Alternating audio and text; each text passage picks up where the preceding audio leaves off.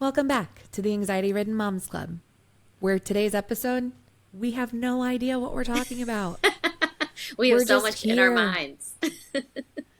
So much in our minds, and sometimes we pick a topic, we know what we're going to talk about, and then it doesn't work out, and that's okay. But the plan for today was to talk about the difference between being a nice person and a kind person and which one we should all aspire to be. But this is like our fourth take because the words just aren't coming to us. So here we go. And I think that Here we go.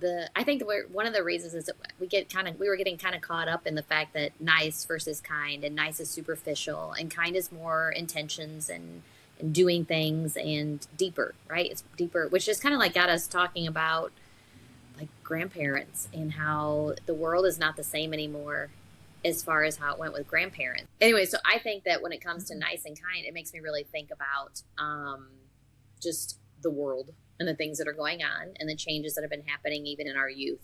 And I have noticed like in over the last several years that kids and even the way that they treat their grandparents, we used to always have a lot of respect, or we're told you had to have a lot of respect for your grandparents. And even though I definitely believe that grandparents that are not as kind, I understand that that's why sometimes people maybe aren't as kind back. But I do think there's a lot for us to learn from the elderly. And instead we have people it was an old lady. I read a story. There was an elderly lady, and she was on her walker, and somebody walked down the street and just threw her to the ground. Like horrible stories. Like I just guess the nice and kind that got me just thinking about how we've lost a lot of respect for our elders. Just like you should respect me because I am your elder. You are my elder, and I do respect you. Nora and I had this conversation literally just yesterday about respecting your elders. So one day this week, I got a call from school that she fell down at recess and was in the office crying. And she destroyed her ankle. And probably shame on me because I did not take her the rising cost of healthcare. I was like, I'm sure it's just a sprain. Yeah. Sprains, I've heard, Yes. I've experienced. Well, I haven't experienced because I haven't broken my ankle, but I've heard that sprains are, just as bad as or hurt worse than a break. So I'm like, let's just ice it, do, the ibuprofen, all of the things. But she has been reliant on every single person, in this house for a week. And she was getting a little sassy yesterday, and she's actually staring at me on the other side of this computer, but was getting a little sassy yesterday. And I'm like, okay, we have to respect our elders. And she's like, I don't, you're not my elder. I'm like, I am your elder because I'm older. But how do we bring respect back into this world? Because it's so easy to pop off and call names and whatever the case, like it just, I feel like this whole world is missing respect. Yes. I think that, it stems from at home. Let's be honest. I mean, it all comes down to what the hell's that supposed to mean? Oh, she insults me. Hey, I'm your elder. I'm here to teach you something. Well, get to teaching. Get to teaching. I do think though it starts at home, and I think that a lot of people, even in my age group, that had a lot of respect for our grandparents and listening to them. I think some of them also lost touch when they started raising their own kids and didn't really instill the fact that there's a lot to learn from your grandparents. There's a lot of additional benefits you get from even having them in your life. I mean, they give so much extra, love and attention and things that they can teach you about the world. And, so they go to school and they learn whatever history book that you got in front of you, but it's not the same as what your grandparents could sit there and actually teach you about and explain. And it's just, yeah, experience, right? the more you experience, the more you know. But I guess I go back to the question, like, where did the switch come from? Where did we go? Because I, lived in a world where you respect your elders, your grandparents, your parents. You don't cuss around them. You don't yell, fight, scream, whatever the case may be. Like, you get your ass kicked if you disrespect a parent, a grandparent. So where did we go so wrong in the world? Why is it the way that it is? And how do we get it back? And how do we instill in our children how to be kind? I don't know, but I do think humans. One thing that even I was watching, scrolling through and saw on Gary Vee he was talking about even you can volunteer like at nursing homes. So when I actually was 22, I think, years old, I had moved, and when I did, I needed any sort of job, and so I ended up working in a nursing home. And at first, and one thing I can tell you, like, was lucky enough to have great grandparents in my life, and I have had both sets of grandparents in my life, and so I was around a lot of those, older people in my life, and so I was very comfortable with that. But even going to a nursing home when I first started doing that, it was just somewhat. Wait, so you just went to a nursing home and hung out? Why were you? No, I started working there. I moved and I needed a job, and it was like the first job that I was able to get right then. I was like 22 years old, needed work.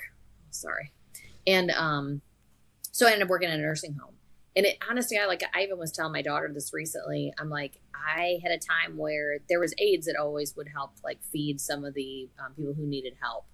And I was like, I don't know if I can do that, And then one girl asked me one time, she's like, I'm really in need of some assistance. Could you help me? And I'm like, well, okay, I guess I will.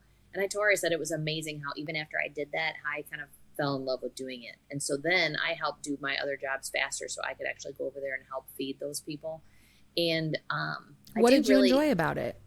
I think I just enjoyed the fact that that person has lived their life and probably given to so many people in so many ways. And it doesn't have to, it can be whether it's financially and whether it's through hard work, whether it's just a lot of love, whatever it is, that person's lived a life and here they are struggling. They can't even feed themselves and they need assistance.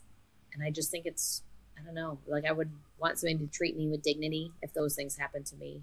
And I think it just made me kind of realize like these people really, like, the elderly deserve respect and they deserve the elderly help. Do deserve respect. You know what I think it is? I think that we are raising kids that think that they know it all. Mm-hmm.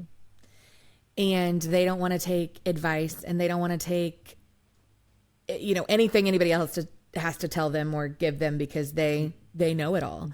And apart from knowing it all, we're in a world right now where everyone is offended by everything. Everything offends people. Everything offends. You know what I'm saying? Like if somebody gives you constructive criticism, you don't take it, learn from it, and grow.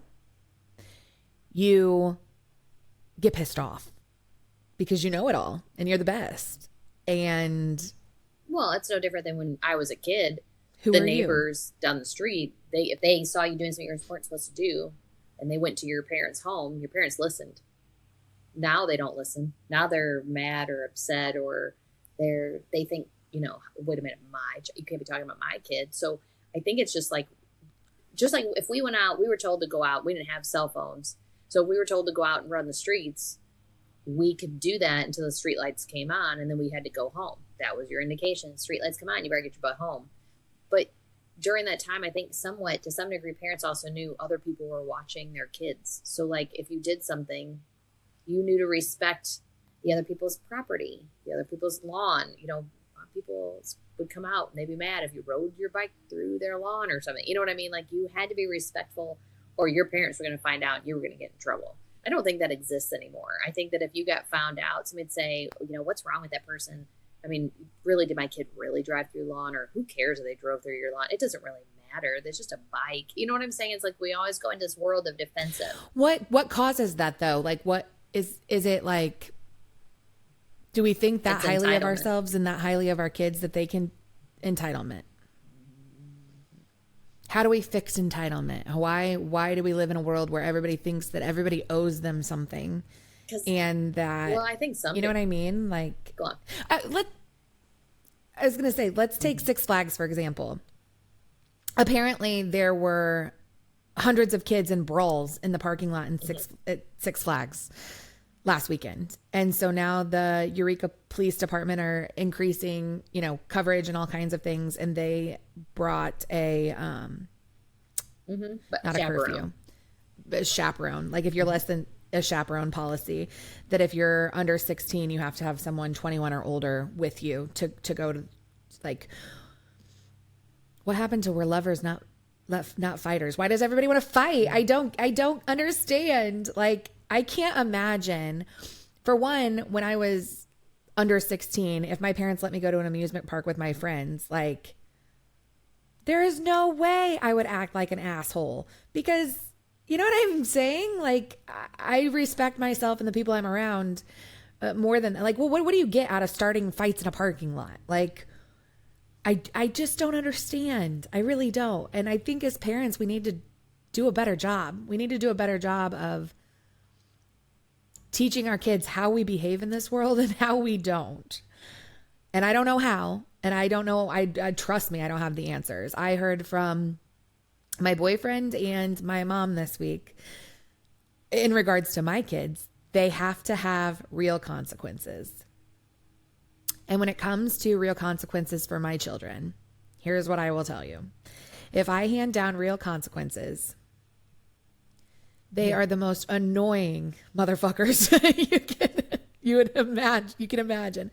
Like, if I hand down real consequences and say, give me your phone, I will be tortured. Okay, but see, until that's they get what their the phones problem back. comes into. So, like, and I can tell you, like, for me, I've never been one to, like, I don't take cell phones, and I never, like, I didn't do traditional groundings because to me, I don't know.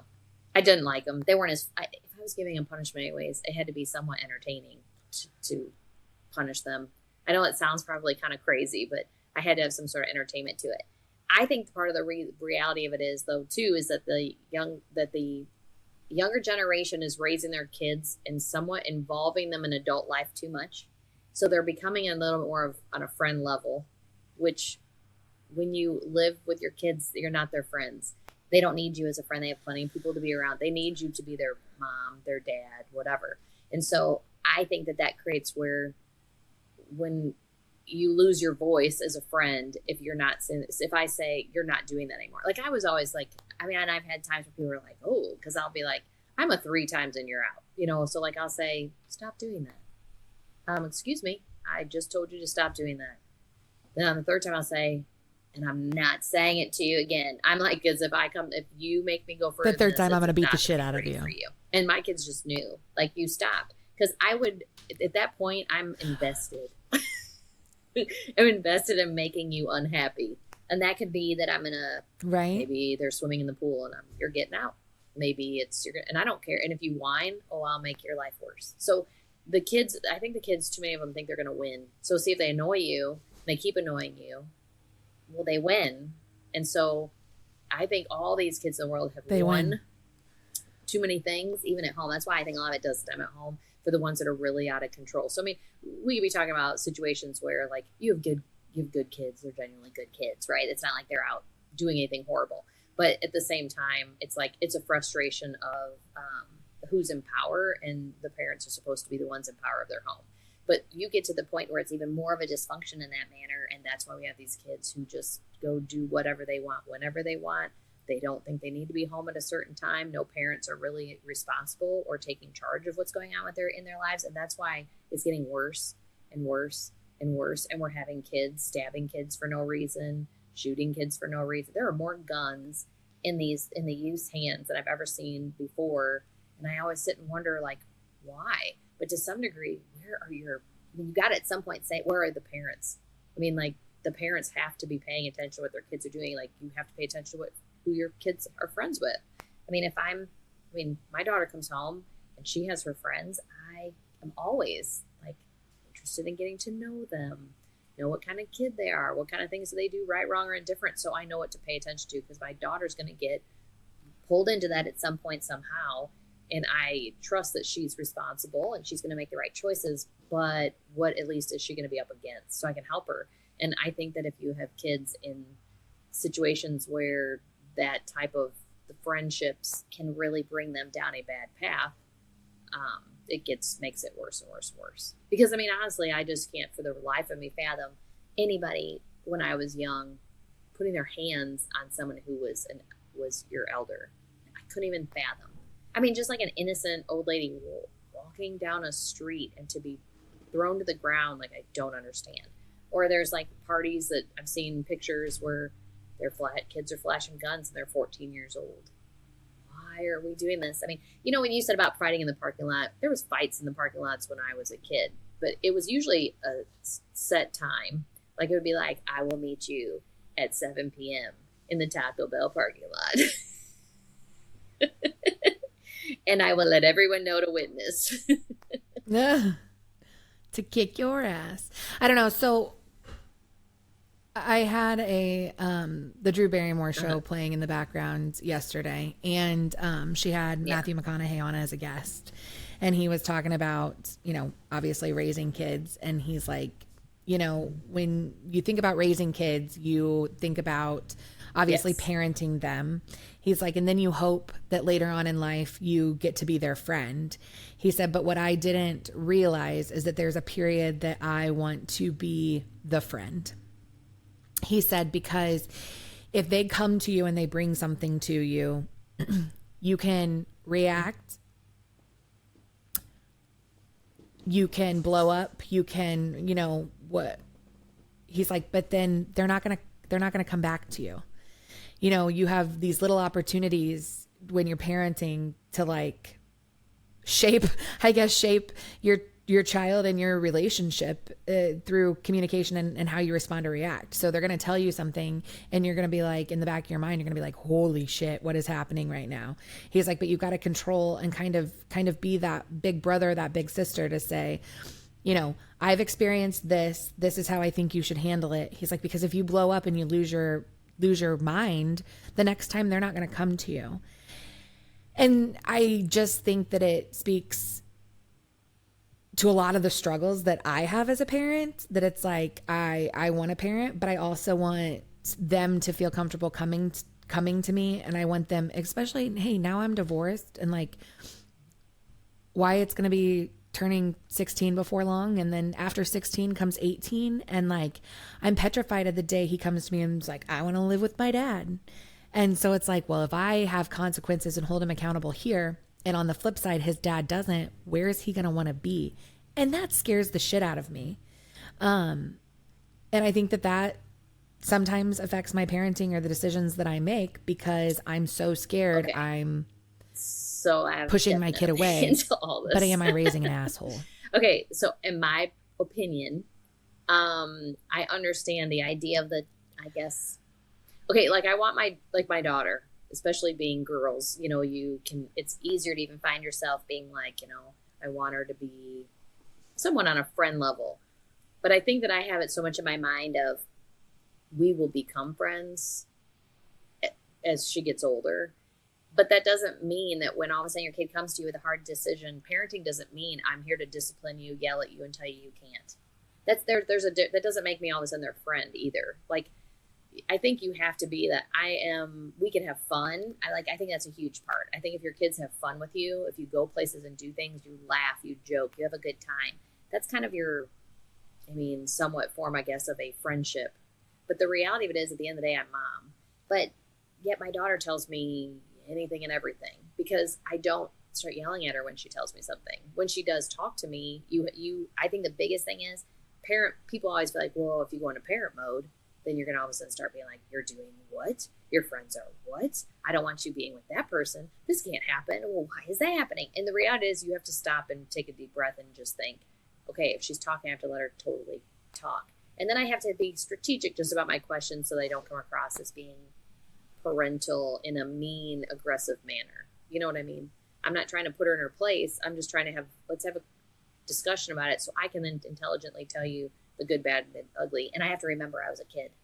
And I think the biggest thing that people do, they forget that they were a kid, and then they all of a sudden decide to start punishing everything their kids do, because they'll be, I know what you do. I hear so many people say this all the time, well, I'm one step ahead of them because I know what I did when I was a kid. They're not going to do what I did.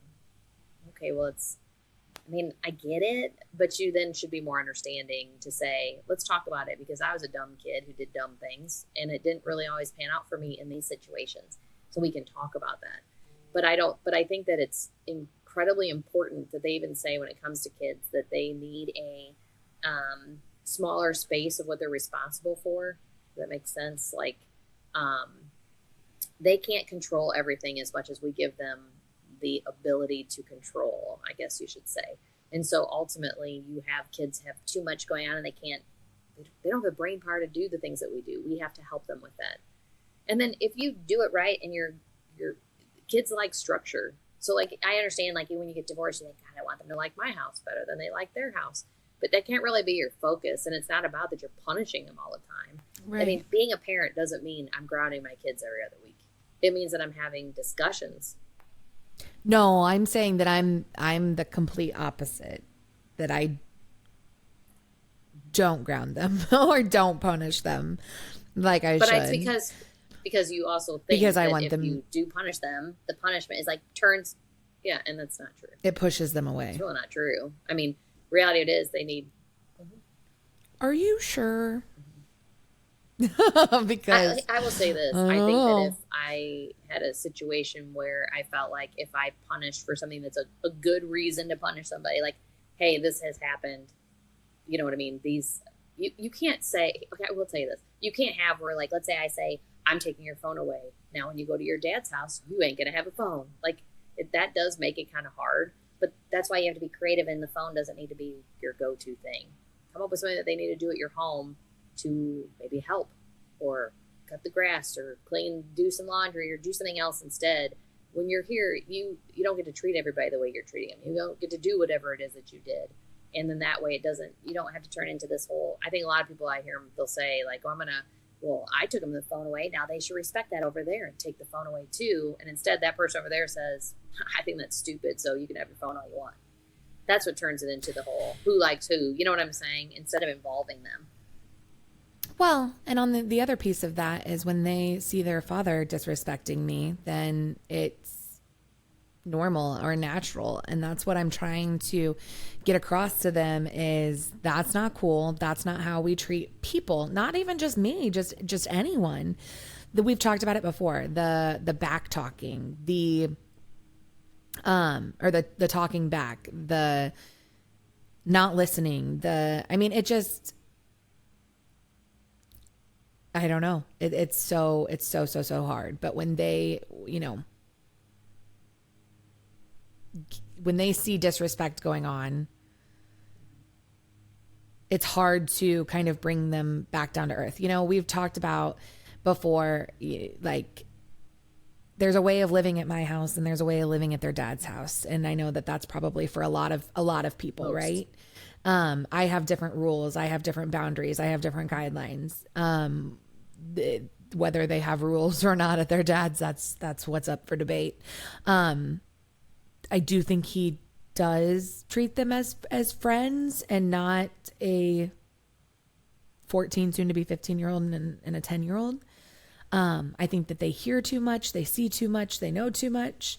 And it kind of takes some winding down after those weekends. And it's just, I wish we could get to a better co-parenting place where the rules stayed the same, here, there, and everywhere. Or, we as co-parents don't tolerate disrespect. We don't tolerate back talk. And so I think that there's some work that I need to do with my ex to get there. Because right now I think that if I enforce something, he goes against it just because he hates me. And, but whatever. I think it's kind of hard. I think the problem is there's a lot of people who are in divorce situations, and the person that they're divorced from, they don't have a working relationship. That's extremely common. So I think in theory, I think it would be amazing if the two of you could come to the same grounds, the same ideas, and do everything the same, and that way would break some But then we tension. probably wouldn't be divorced. We don't like each other that much. And it's this damn ankle of Nora's, because normally I stay in the house, he picks him up, he whatever. But now I have to like take her to the car, and then there's brawl, and then it's just like, God bless America. And it reminds me why I'm divorced, and vice versa. He doesn't like me as much as I don't like him. So it just, but it doesn't do our kids any favors by any means.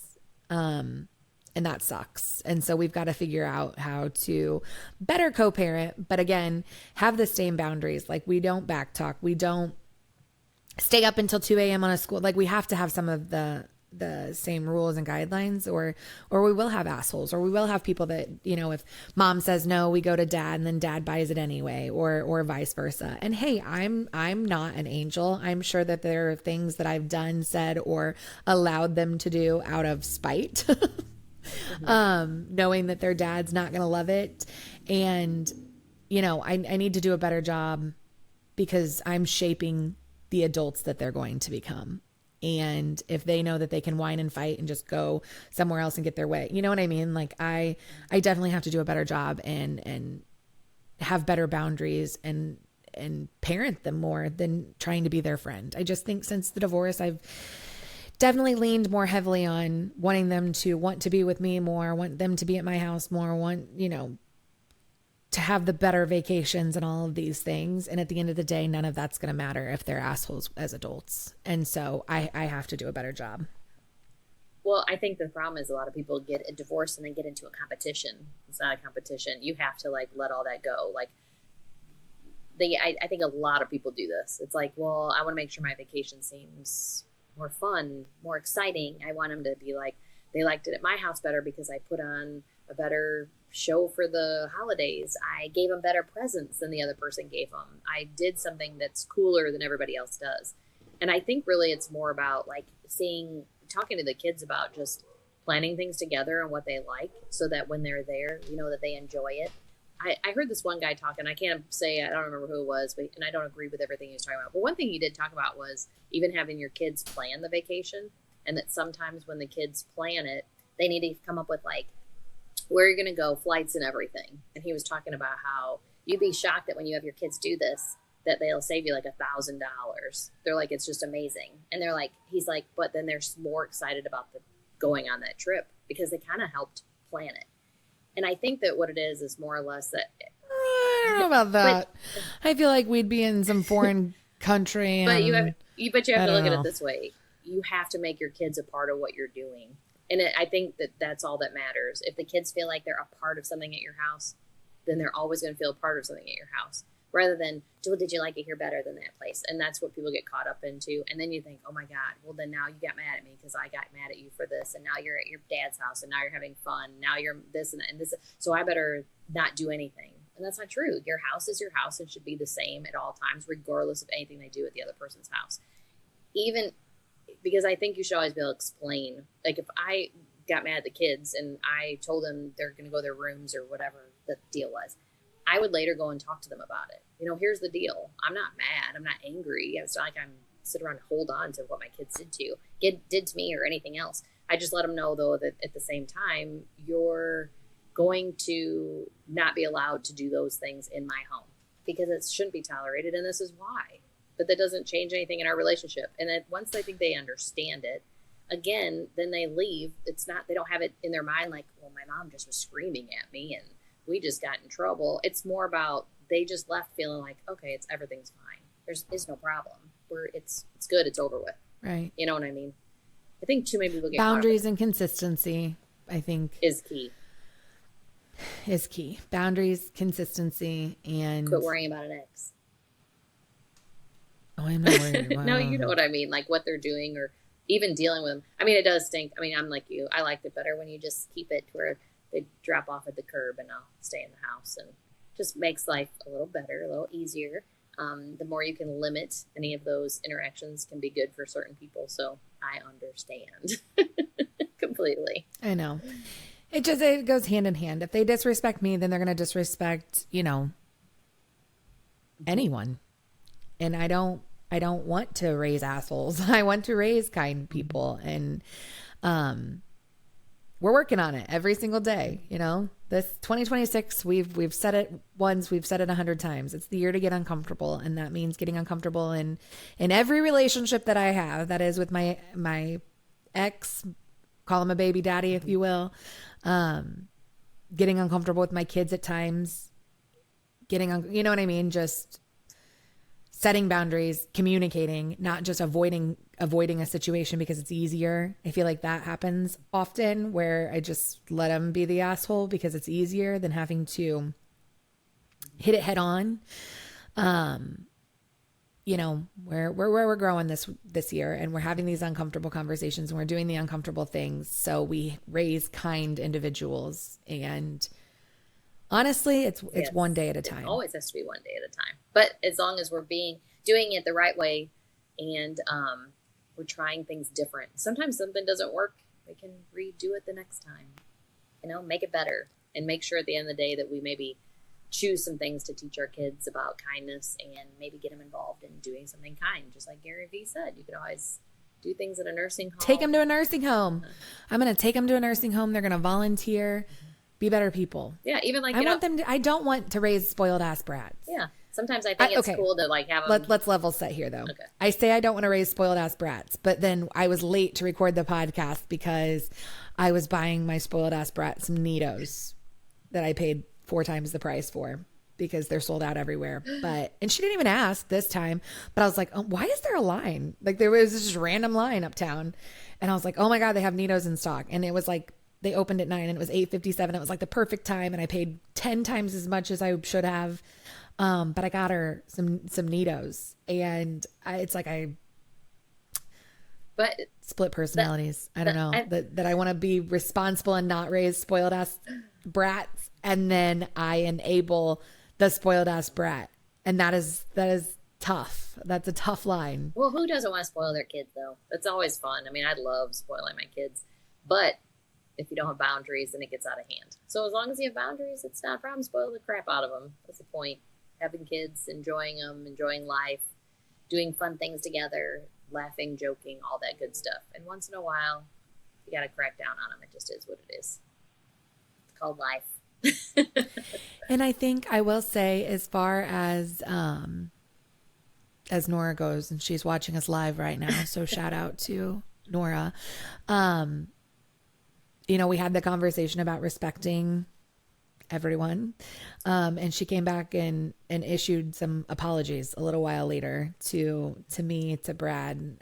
I think that she sat there and thought about the way she was hateful and came back and apologized. And that made me super duper proud. I am so proud of her and Wyatt, and a lot of things they do. There are just some things that are very questionable. Yeah, just and we're going to work on that. And really, it is truly about how bonded you are with your kids and the relationships that you can have. And I'm very proud of Nora, too, for doing that, because that's a big deal. That's a really big deal. It really is. All right. Well, all right. That's a wrap for today. Is that a wrap for today? Our very first podcast on video. Right. So let's see.